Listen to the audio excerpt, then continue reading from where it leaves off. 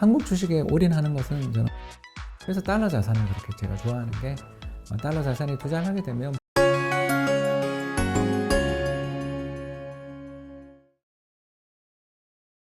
아, 너무 흥미로운데요. 사실 저 대표님께서 금과 코인, 미술품까지 말씀하시는 거 보고 깜짝 놀랐습니다. 예, 저도 조금 미술품 예. 투자를 하고 있어서요. 요즘 미술품 투자하는 게 이제 개별 작품을 통째로 소유하는 경우도 있고 그렇게 1,000원씩 단위로 조각 투자하는 경우도 있는데 대표님은 개인적으로 뭐 통째로 예, 사드리는 스타일이실 것 같은데요. 통째죠. 네. 젊은 사람들한테는 뭐 조각 투자하는 거에 대해서 어떻게 보시나요? 나쁜 선택은 아닌데 이제 예. 그 두 가지 문제가 항상 걸리는 게 첫 번째 지금처럼 돈 들어올 때는 사실 거래가 잘 되는데요. 예. 요 시장이 제가 아까 이야기했던 시장을 왜 대체 자산 시장이라고 부르냐면 표준화가 안 돼 있어요.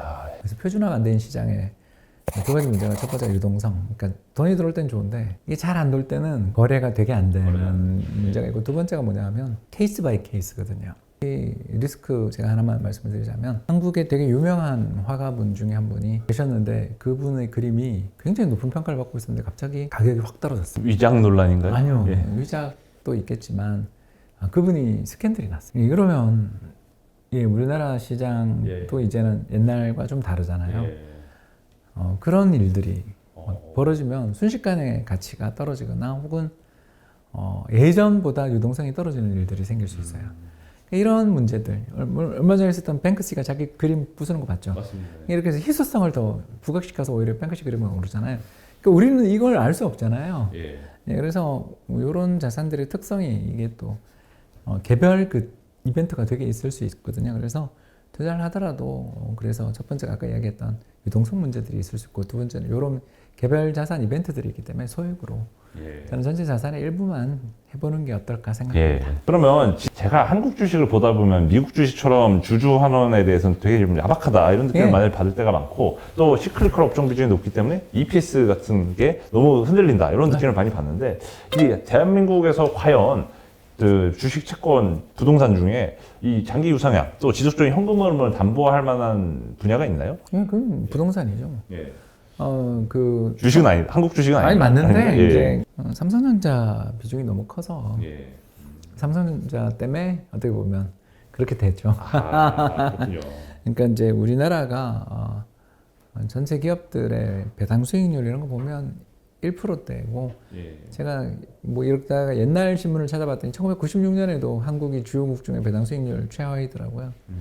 지금도 최하위잖아요. 지금도 그러니까 이런 사례에서 보는 것처럼 한국은 주주에 대해서 대단히 좀 이렇게 홀대하는 나라고 한국 주식에 올인하는 것은 저는 어리석은 일이다. 예. 특히 한국의 대주주들이 우리 주주들 알기를 그렇게 할 뿐만 아니라 개선되는 징후도 사실은 그렇게 좀 많이 보이지 않는다. 예. 이번 동원산업 합병건을 보면 그 예외라 이렇게 화제가 된 거 아닌가. 예. 합병 비율 조정해주고 뭐 그런 걸 보면서 예외적인 일이라 화제가 된 거지.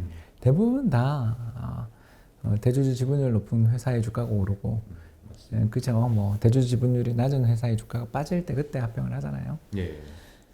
그런 일들을 우리는 하도 많이 봤기 때문에 한국 주식에 대해서 올인할 이유는 전혀 없다. 왜 한국 사람이 뭐하러 한국에 주식 투자합니까? 그렇기 때문에 한국 채권을 저는 아까 이야기한 것처럼 분산 투자를 하고 한국 주식도 투자를 하긴 하지만 뭐 그것도 분산해서 투자하는 정도고 그래서 달러 자산을 그렇게 제가 좋아하는 게 달러 자산에 투자를 하게 되면 불황에 일단 환율이 급등하니까 이게 좋고 두 번째가 한국은 리츠 투자하기가 되게 힘든 나라인데 미국 리츠는 굉장히 분산이 잘 돼 있어서 미국 리츠 투자할 상품도 많고 또 미국 국채 같은 경우는 10년, 30년물 이런 게 거래가 되게 잘 되는 게 많으니까 여러분 그 미국의 30년물 지금 사시면 30년 동안 달러 이자를 3% 주고요. 미국의 모기지 채권 MBB라고 있는데 그걸 사면 30년 동안 5% 이자를 줘요. 이런 상품들이 되게 다양하게 있어서 미국 투자가 상당히 우리는 선호하고 또 저는 우리가 또 월급이나 또는 사업에서 벌어들인 돈이 다 원화니까 이미 원화 자산을 또 부동산 갖고 있으면 원화 자산이 이미 많으니까 달러 자산에 대한 투자를 계속 관심을 가지셔야 됩니다. 이 대표님이 또께서 또 강조해 주시는 항상 달러 스위칭 전략에 대해서도 예. 미국 소매 판매 지표를 보실 수도 있지만 그것만 볼 수도 없고 모두가 또 소매 판매 지표만 보면은 그 전략이 금방 또 유효성을 상실하는 거 아니냐 이런 지적도 나올 수 있으니 어떤 식으로 좀 다양한 스위칭 전략을 쓰면 좋을까요? 일단 제일 쉬운 건 환율 보고 하는 거죠. 그죠? 예. 환율 모멘텀을 보는 거죠. 예. 간단합니다. 환율 우리 HTS에서 환율 보면 월별로 이렇게 월봉 맞습니다. 찍어 보잖아요. 예. 월봉 찍어서 지난해보다 월봉 찍었는데 갑자기 예를 들어서 흑산병 났다. 예. 그런 거죠. 그러니까 맞습니다. 월봉 기준으로. 월봉 기준으로. 예, 그런 식으로 또는 전년 동기 대비 3달 연속 환율이 떨어졌다. 아마 다음 달에 그렇게 될 것 같은데 예. 분위기는 그렇죠, 그죠? 지금 한 4, 5월 정도 고점인 거고, 그러니까 평균을 지금 저는 이야기하는 예. 거니까. 예, 그래서 환율이 한 3달 연속 떨어지는 징후가 나올 때는 저 같은 경우는 이제 또 한국 주식 좀 투자하는 게 매력이 생기는 거고요. 예. 왜냐하면 환율 떨어지는 데는 이유가 있거든요. 네. 그렇지 않습니까? 우리 한국 원에 대한 선호가 높아지는 데는 불황에 대한 공포가 좀 진정됐거나 예. 아니면 미국의 금리 인상에 대한 공포가 진정됐거나 아니면 우리나라 기업들이 실적이 잘 나왔거나 이유가 있을 거 아니에요. 예. 근데 그 이유를 다 분석하는 건 힘드니까 환율이 떨어진데 그것도 월간 기준 3달 연속 떨어지는 데는 이유가 있으니까 그때는 한국 주식 또 반대로 지난해 봄처럼 환율이 3달 연속 상승했거든요. 예. 그럴 때는 또 뭔가 있구나. 이러면서 또 달러를 사두는 이런 전략을 쓰는 것도 상당히 좋습니다. 이 전략을 써도 거의 코스피 수익보다 그렇게 못하지 않아요. 예. 그러면서 2008년 글로벌 금융위기라든가 2020년 글로벌 팬데믹 때 그렇게 손실 없이 복구를 할 수 있어서 훨씬 안정적인 성과를 낼 수 있다는 점이 좋은 점이고요. 또 하나 더 추천할 거는 듀얼 모멘텀인데 예. 간단합니다. 미국의 소매 판매가 3달 연속 증가하거나 예. 혹은 환율도 좋고요. 그래서 이 엔드를 거는 거죠. 이거 하나만 보고 투자하는 건 너무 무섭잖아요. 예. 그죠? 그래서 우리가 틀릴 수 있으니까 어떻게 하냐 하면 미국의 부동산 지수가 있습니다. 이것도 그냥 데이터를 인터넷에 다 주니까 편하게 하시면 되고요. NAHB 주택시장 지수라고 있습니다. 예. 미국의 이제 건설산업협회, 우리 네, 건설형 같은 맞습니다. 곳이죠. 여기서 발표하는 NAHB 주택시장 지수가 이게 지수가 되게 부동산 시장에 선행하거든요. 예. 그래서 이 지수가 3달 연속 상승하면 미국 부동산 좋아지는데 소매 판매가 나빠질 일 없으니까. 예. 그래서 미국 소매 판매도 3달 연속 상승, 미국의 주택시장 지수도 3달 연속 상승하면 한국 주식 사고. 반대로 미국 소매 판매 3달 연속 하락, 미국의 주택시장 지수도 3달 연속 하락하면 아이고 장 없다. 네. 하면서 미국 달러 사는 이런 전략들도 한번 고민해 볼 필요가 있고요. 또 하나 더 방법을 가르쳐 드리면 미국 소매 판매 3달 연속 상승, 그리고 미국의 ISM 제조업 가격 지수라고 있습니다. 예. 이놈이 뭐냐면 인플레를 보여주는 지표인데 우리는 한국 기업들은 보면 이렇게 인플레에 연동되는 품목이 되게 많아요. 네. 조선, 반도체, 철강, 화학 전부 글로벌 인플레가 날 때 우리나라 수출 단가가 상승해요. 이런 장점이 있다는 점을 생각해서 소매 판매 늘어나고 미국의 ISM 제조업 가격 지수가 역시 3달 연속 전년 동기 대비 3달 연속 상승하면 네. 한국 주식 사는 요 전략. 근데 지금은 안타깝게도 이 두 전략 모두 그러니까 미국 소매 판매와 주택 시장, 미국 소매 판매와 가격 지수 둘 다 아직은 미국 달러 매수 신호가 나오는. 아직도 그래서 요 신호대로라면 우리나라 주식 시장이 반등은 나왔지만 진바닥이냐에 예. 대한 좀 검증은 좀 필요한 그런 여건이다라고 볼 수 있죠. 자, 그러면 1억 원이 지금 현재 있다고 가정하고 새로 투자를 시작한다고 했을 때 원화자산과 달러자산 또 달러자산 내 원화자산 내 비중은 어느 정도로 좀 자산 배분하시겠습니까? 일단 기본은 5대5인데 5대5. 그렇지 않습니까? 자산의 투자에 있어서 네. 기본은 5대5인데 방금 이야기했던 스위칭 신호들을 우리가 감안해 본다면 이걸 샀다 팔았다 하는 건 부담스럽잖아요. 지금 첫 투자인데 맞습니다.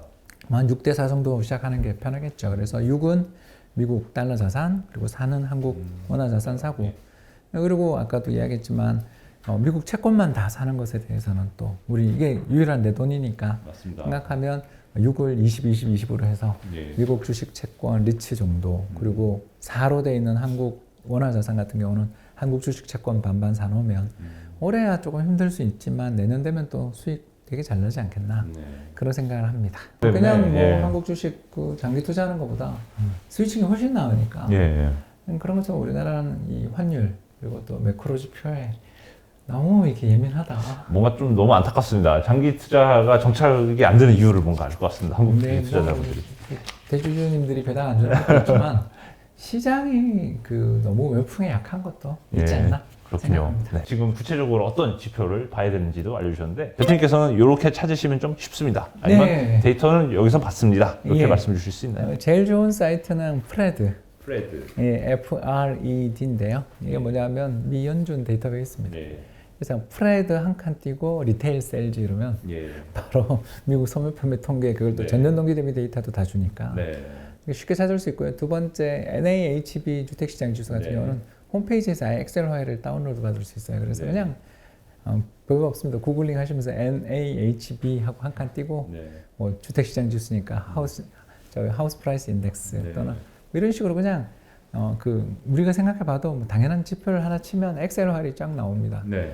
네, 그리고 이제 마지막으로 ISM 제조업 지수 같은 경우는 데이터를 잘 주지 않아요. 이게 유료 데이터입니다. 그래서 예. HTS 가시면 예, 제가 사용하는 몇몇 증권사 HTS에는 다 주더라고요. 그래서 해외경제지표로 가셔가지고 해외경제지표에서 미국 들어가시고 산업통계 쪽에 가시면 네. 대부분 다 있더라고요. 맞습니다. 그래서 HTS에서 보시는 게 사실은 제일 편한 게 예. 거긴 그림도 그려주잖아요. 그럼요. 예.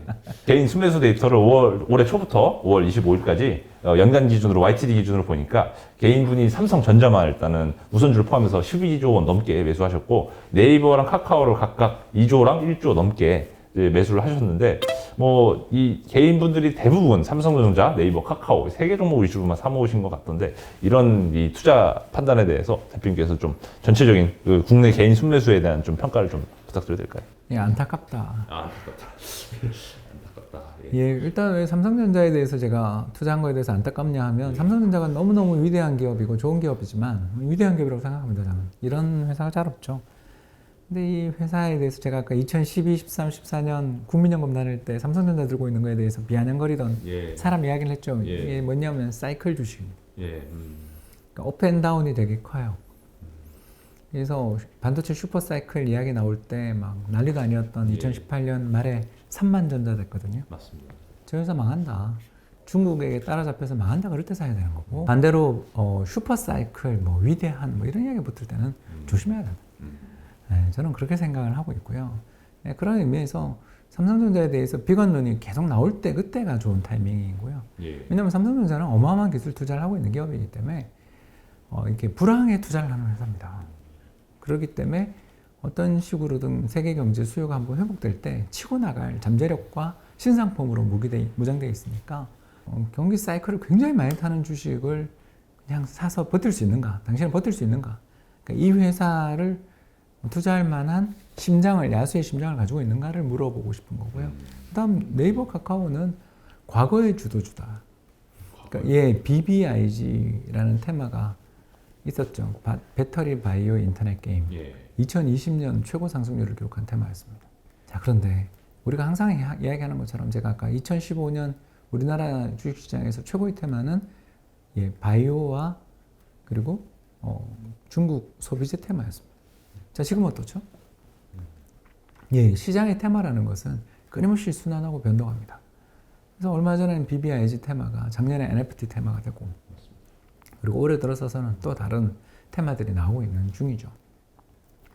이런 상황에서 볼 때 이 회사들이 나쁜 회사라는 이야기 하는 게 아니라 혹시 밸류에이션을 보셨는가? 이 회사의 밸류에이션을 보셨는가? 그리고 더 나아가서 이 회사들의 매출 성장 속도가 대단히 빠른 기업들이라는 건 알고 있지만 그 기대들이 실현됐는가에 대한 그런 이야기도 좀 봐야 되는데 그냥 작년에 우리가 샀던 기업이고 나에게 수익을 줬던 기업이 많이 빠졌으니까 산다라는 생각으로 들어가신 건 아닌가 묻고 싶은 거죠. 저 같은 경우에 지금 만약 포트폴리오를 짜라 그러면 KB국민은행도 들어갔을 것 같고요. 또는 여행 관련주들도 리오픈 되니까 예. 아까 이야기했었던 항공주도 들어가야 될 것 같고 호텔이라든가 면세점이라든가 리테일 쪽도 분명히 지금 관심을 가지고 봐야 될 것 같고 또 우리나라 부동산 시장에서 최근에 가장 큰 테마 중에 하나가 결국 가드닝부터 시작해서 예. 인테리어 관련돼 있으니까 인테리어 회사도 그리고 건자재 회사, 가구 회사들도 관심을 가져야 될 것 같고 다른 업종 이야기를 또 조금 하자면 조선이 그렇게 잘 된다는데 실적이 조선 업종에서 어디가 잘 될 것인지 또 조선에 물건 팔고 있는 철강 업종 중에 좋은 데는 없는지 예. 화학 유가가 이렇게 많이 오르면서 화학 업종도 좋고 배당들로 유명하던 화학 업종 주식들도 살아나고 있다던데 거기 중에 좋은 데는 없는지 등등. 이렇게 산업적으로 보면 이게 굉장히 좋은 회사들이 많은데 왜 거기는 너무 또 2000년대에는 중국 관련 산업재가 아니면 주식도 아니었던 시절이 있었는데 이게 벌써 한 15년 지나면서 또 그런 회사가 있다는 조차 지금 다 잊어버린 시장의 테마가 나오지 않나. 그래서 시장의 테마가 직전에 있었던 테마들이 잘 되는 걸 저는 잘 본 적이 없다. 예, 바로 직전에 너무너무 큰 시세를 냈던 데서 또 시세가 나올 건가. 그 쉽지 않을 수가 있다라는 거죠. 왜냐하면 그 환경이 지나가 버렸다. 그래서 저는 고금리 환경을 이야기하는 거고요. 그래서 그 고금리 환경에서는 로우볼, 그죠? 사업의 어떤 변동성이 좀 적으며 재무 구조가 상대적으로 좀 안정적이며 업계의 산업구조 재편이 끝나서 좀 독과점 내지는 경쟁의 압력이 약한 산업들 쪽에 뭔가 이익이 생길 여지들이 있지 않냐라는 측면에서 방금 이런 산업들을 한번 관심을 가지라고 말씀을 드리고 싶습니다. 또 말씀 주셨으니까 짧게 또 저희 구독자분들께 마지막 한 말씀 부탁드리겠습니다. 아우, 예, 참 힘든 시장에 달러 갖고 있는 게 얼마나 위안이 되는지 느끼셨을 거예요. 그리고 저는 이제 자산 배분을 하고 있는 입장에서는 워낙 달러 비중이 너무 높아져서 달러를 조금 파는 정도이지만 뭐 달러를 모두 판다 이런 건 아닌 것 같고요. 차익 실현을 해서 한국 원화 자산들 중에서도 또 수익률이 안 좋은 또는 고생하고 있는 자산에 대해서 조금씩 사모으는 정도의 리밸런싱을 하는 한국 주식도 좀 샀고요. 최근에 채권을 사고 있는 저가 매수하고 있는 차원이고요. 여러분들도 함께 이렇게 또 저가 매수를 통해서 내년에 올해는 잘 모르겠어요. 근데 내년에 좋은 장 또 오지 않을까 희망을 가져봅니다. 네, 감사합니다. 또 지금까지 홍준호 대표님, 대한민국 대표 이코노미스트의 말씀 들어봤고요. 다음에도 알찬 콘텐츠, 좋은 콘텐츠로 구독자 여러분들을 찾아보도록 하겠습니다. 이상